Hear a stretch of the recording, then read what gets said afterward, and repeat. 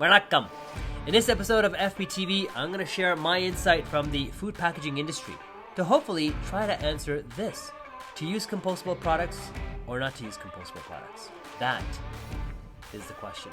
This is going to be a two-part series as we have quite a lot of ground to cover. So make sure you buckle down because I'm revving to get started. What's shaking, good people? My name is Ilash. You know that one? The P. You tuned in to Food Packaging TV, where we bring you the latest in innovation industry news. And of course, if you like what you're seeing, please hit that like button. And if you really dig what you're hearing, hit that subscribe button too. And to finish it off, food packaging. Now let's hit it!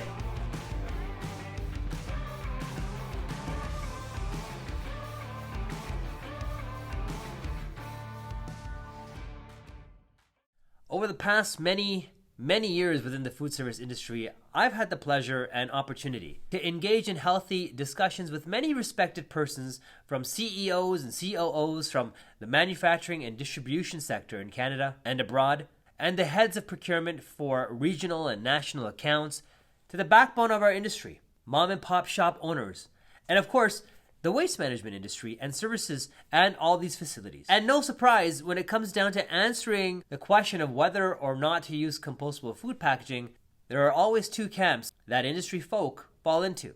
The first group believes, yes, you should use them. The second group are the naysayers. The market just isn't quite ready for them. Yet irrespective of whom I speak with, every time I engage with someone, I always learn something new, as our food service industry has layers of complexity that either affects one or multiple verticals directly or indirectly. So think about raw materials industry, the waste management industry, and government and infrastructure facilities. So now that we know that there are two main camps, I want to focus on the reason as to why people buy compostable products. Well, I'll tell you why people won't buy compostable products first. And let me know in the comments if there are any other reasons I missed. So here are my top 10 reasons why people will not buy compostable products. Uno, it's too expensive. But compared to what though?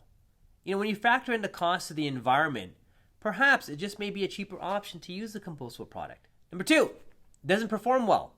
It may leak or doesn't seal well, and if that's the case, you need to sit down with your supplier to find a suitable substrate that will perform for you, because there's not one size or one material that fits all in the compostable packaging world. Number three, does not hold food for long periods of time, and a container just starts to lose integrity. Again, I would sit down with my supplier to request an alternative solutions that may work, rather than striking down the entire category of compostable products. Numero 4, toxicity is a concern. Absolutely agree. There are products that do contain toxic materials such as PFAS. See this video for more details, but in essence, it's the chemistry used to create that water and grease barrier in pulp or bagasse products, which is linked to causing testicular and kidney cancer. And this is on its way of being banned across all of the United States, so make sure you discuss PFAS and other toxicities with your supplier so you know what you're feeding your customers. Number 5, the person buying has a budget to adhere to. Maybe it's not his problem, but still, budgets these days need to be stretched. Prices are no longer the same for anything, so revamping menu prices and putting packaging first has to be the new mandate. Folks need to start planning for the future, or else you're just stealing from the future. That's just my personal opinion. Number 6, the person buying wants to show their shareholders savings and increase profits, not spending more and less profits. Shareholders would also want to know what's being done with the changing times and keeping up with the alignment with the new generation that truly cares for social and environmental causes. If your shareholders don't see that, perhaps it's just time to change companies. Number 7, person buying does not care about the environment, just the bottom line. That's just straight up greed. Full stop. Number 8, the person buying has done their homework and has come back to tell you municipalities do not accept commercially compostable products. And so, it'll just end up in the landfill anyway, so why waste money? Valid point.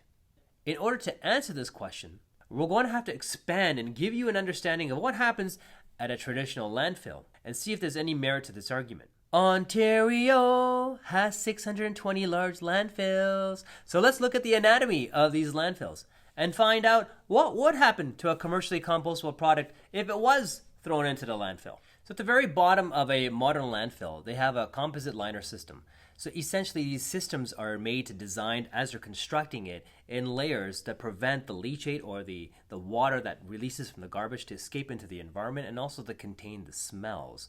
So they have a multiple system of layers that they have before they start dumping in the garbage. As waste arrives, it's compacted in layers within a small area to reduce the volume consumed within the landfill.